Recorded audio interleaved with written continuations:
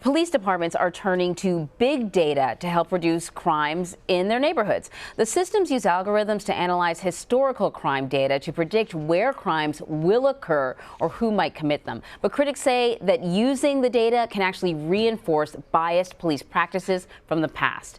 The first episode of CBSN Originals' new series, Reverb, dives into this issue. Here's a preview. There was Jim Crow, segregation, broken windows, Comstat, and now we are in the era of data-driven, precision-based policing. Yet it still remains the same, the banishment of black and brown and poor people.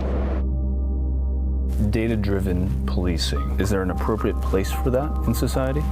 Absolutely. I mean, we can't go back. The real question isn't as much around whether it's appropriate, but how data is collected, how data is used, who's involved in the collection of that data, who is it shared with. You see the helicopter all day, every day? Wherever the helicopter, that's where I'm going, because I need to know if that's my son they got over there. We call our kids and FaceTime them so we can put them at the time and the place so they can't put robbery charges on them. Take a picture of their location. You got to. Our words against So you basically have to have an alibi like all the time. Yes. We just want justice. We need them to know from right from wrong. All right, so let's bring in CBSN Originals correspondent and executive producer Adam Yamaguchi to talk about this. So Adam, I don't think a lot of people even sort of realize that this sort of software has sneakily made its way into sort of law enforcement. So it's called predictive policing software. Why are police departments turning to this? So there are a number of policing software tools that are at the disposal of the authorities. And the big promise from a distance sounds great. We want to eliminate crime before it even is committed. Right? And the idea is we have so much data. We leave data trails with us all the time. Yes. If I were to pick apart all the data trails that you leave behind, I could probably paint a disturbingly good portrayal of who you might be. I was going to say, and make me shudder, I'm sure, yeah. But the idea is if you have a record or if you have certain proclivities and you might be suspicious of being involved in a crime, then I can help piece that information together and potentially find out who did it or if someone is inclined to commit this crime. Sounds like the plot of a movie.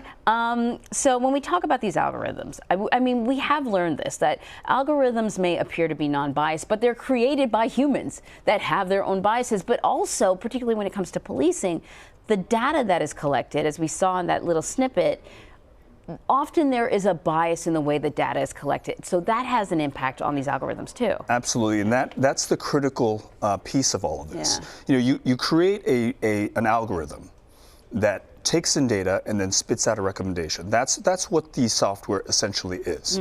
That sounds fine, right? The problem is communities of color, black communities, brown communities, have historically been over-policed. And so the data that you have that you're feeding into the system is already inherently biased because that's where all the police, all the resources have previously been.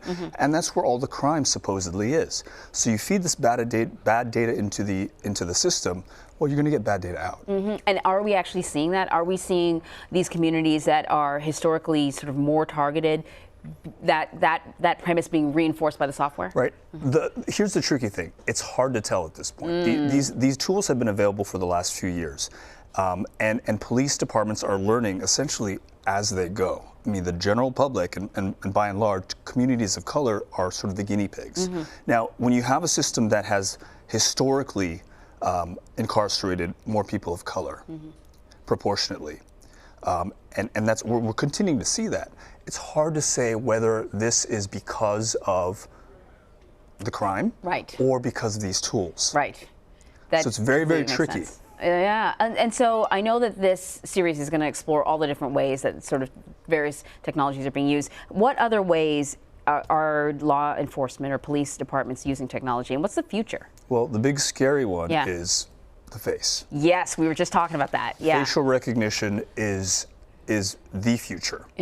And you know, it started a few years ago very sort of innocuously, right? You wanted a way to unlock your phone.